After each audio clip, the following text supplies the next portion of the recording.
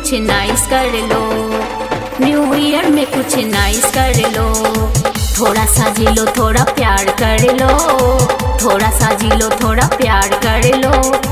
New year में कुछ nice कर लो, न्यू ईयर में कुछ नाइस कर लो।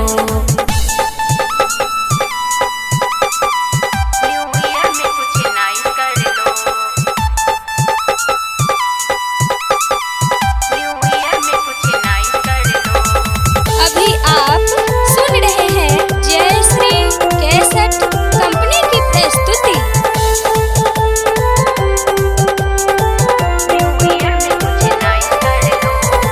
जानू की बातों में मोहब्बत भरी है, मिलने की उनसे बेताबी बड़ी है। जानू से मिलके हैप्पी न्यू ईयर विश करेंगे, थोड़ा सा जिएंगे, थोड़ा उनसे मिलेंगे। 2019 को गुड बाय कर दो, न्यू ईयर में कुछ नाइस कर लो, न्यू ईयर में कुछ नाइस कर लो।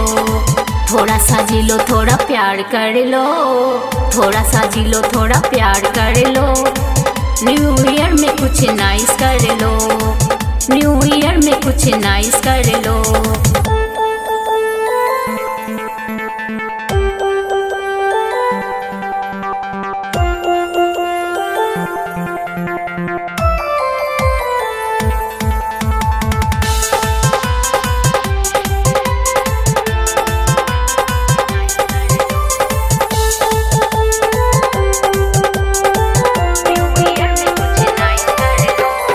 नए साल में कहीं घूमने चलेंगे, घूमेंगे फिरेंगे और पार्टी करेंगे। जी भर जिएंगे, ऐसे करेंगे, थोड़ा सा जिएंगे, थोड़ा प्यार भी करेंगे।